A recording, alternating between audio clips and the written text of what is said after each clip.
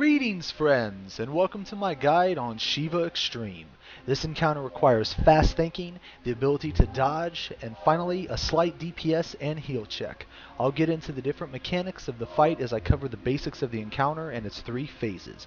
I'm sure there are many other strategies, but these are the ones that we have found to be most comfortable with during the learning process.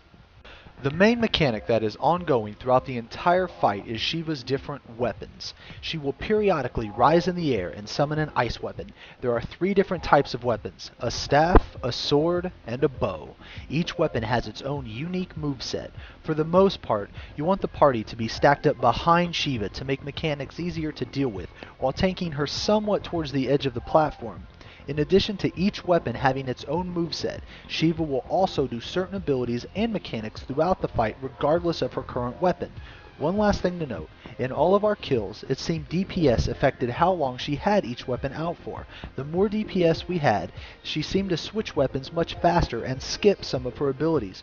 Shiva also has a softened rage. Periodically throughout the fight, she will buff her damage. These stacks are permanent and will last throughout the entirety of the encounter. I'll start with the ability she uses regardless of the weapon, Icicle Impact. This move creates huge AoE circles on the ground that, if not avoided, will give you a stack of vulnerability up upon hit. The safe spots are random, but they are in between 2 circles touching, or sometimes directly in the center of the arena. Next is Permafrost. This ability covers the whole arena in a sheet of ice, making it to where if you move your character, you will slide all over the place. To counter this, just simply stand still. You can, however, still DPS and use moves like Spine Shatter Dive and Shoulder Tackle to keep DPS on the boss if you are caught away from Shiva. Now I'll get into each individual weapon she summons. For the staff, when Shiva summons the staff, the first move she will cast is Hailstorm. This ability puts ice circles around random players, so you will need to spread out to make sure the circles do not overlap. How we handled this attack was to assign an area of the map to specific players. This helped prevent double and triple stacking of Hailstorm. Here is a wonderful picture drawn by yours truly. So as you can see, each person has a designated area to go. So that way, we're not killing ourselves with double and triple stacking of Hailstorms, while at the same time avoiding Icicle Impact and taking minimal damage. The second move she will cast is called Absolute Zero. This is an AoE that damages the whole raid and does a moderate amount of damage. Last about the staff. While the staff is active, she will put a slashing resistance down debuff on the tank, making you take tremendous amounts of damage from slashing attacks. Next is the sword. When Shiva summons the sword, the first ability is Ice Brand. It is a frontal cone AoE that does massive damage to a single target but can be shared with multiple targets. How we handled this attack was to simply have the tank run through the boss as soon as the sword was summoned, and use the party to share the damage. The next ability she will use is called Glacier Bash. This is a frontal AoE high damaging cleave that stuns. To deal with this mechanic, simply run through the boss to LOS the skill during the cap. Another ability she will use is Whiteout. It is a moderate damaging ability that is a donut type AoE around her. The safe spot is within 5 yalms of the boss. And the last ability is called Heavenly Strike. This move is an AoE that pushes you back. While the sword is out, she will put a blunt resist down debuff on the tank. The last weapon is the bow. This weapon is brutal.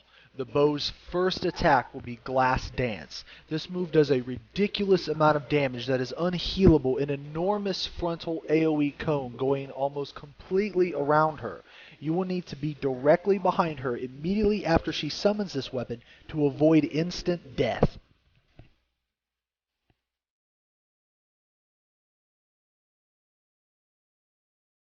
The next skill is called Avalanche. A blue marker will go over a random person. She will then fire a huge ice beam at the target and push them back. How we deal with this was simply by having the targeted person go directly behind her and have everyone else move off to the side. While the bow is out, she will have an increased crit rate, making her auto attacks monstrous.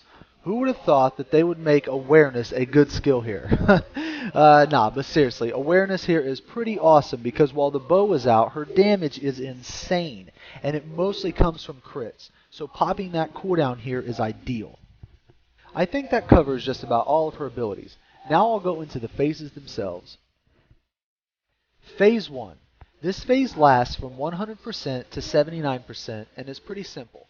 In this phase, we have never seen her summon the bow. She has always summoned the sword or staff, and she should also not cast Permafrost. Phase 2. 79%. This is where she summons adds. They need to be picked up by the off tank and burned down as fast as possible. This is a slight DPS check because if the adds are not killed in roughly 1 minute, Shiva will enrage, casting Diamond Dust and wiping the raid. A couple things to note about this phase. We have always gotten the sword summoned at the start of this phase, so it is best to pick up the adds and bring them into the center because the main tank is going to have to share the damage from Icebrand with the party. After the adds are dead, strike a badass pose and take a screenshot because you're going to be frozen, then transition into phase 3.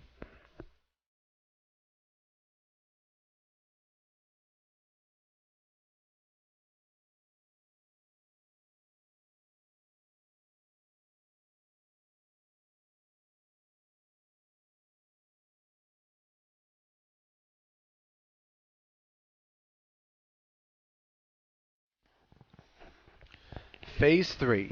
This is where the real fight begins and mechanics will start to stack on top of each other. In our kills, the different weapons she summons has seemed to be random. However, I think with continual farming of the fight and a pattern may be discovered. In this phase, the first thing you will notice is the ring around the arena. This ring, when touched, will encase you in ice and put a dot on you. The ice can be DPS'd and broken, and the person inside can be healed, so it's pretty forgiving in that sense. Another thing, in this phase, she introduces 2 new mechanics, her bow weapon and Permafrost. It is best to take this phase as many small phases, and what I mean by that is base all of your decisions on her current weapon.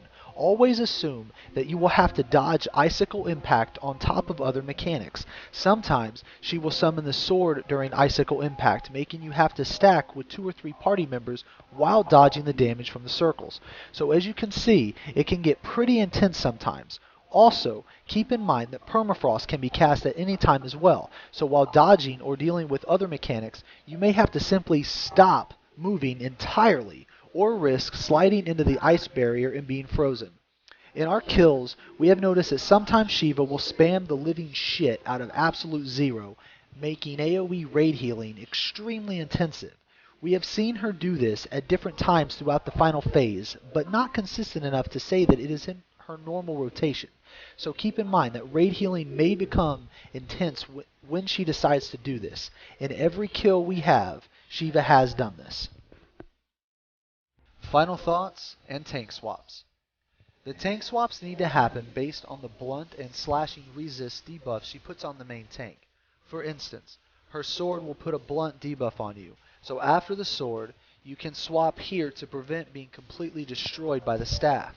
Same for the slashing resistance. After the staff is gone, you should tank swap to prevent being wrecked by the sword. In addition to this, if you can successfully handle the insta-kill mechanics by stacking or avoiding abilities like Icebrand and Glass Dance, then that is pretty much the fight. However, I will say this, if you have 2 or more vulnerability up debuffs from being hit by Icicle Impact, then I would definitely recommend a tank swap or popping major cooldowns because the amount of damage you will be taking will be very high and make healing extremely intensive. But yeah, guys, that's all I got. I'm sure with more groups farming and familiarizing themselves with the encounter, new and better strategies will be polished and solidified. But for the time being, I hope this guide helps you in getting that sweet first kill. Good luck, guys.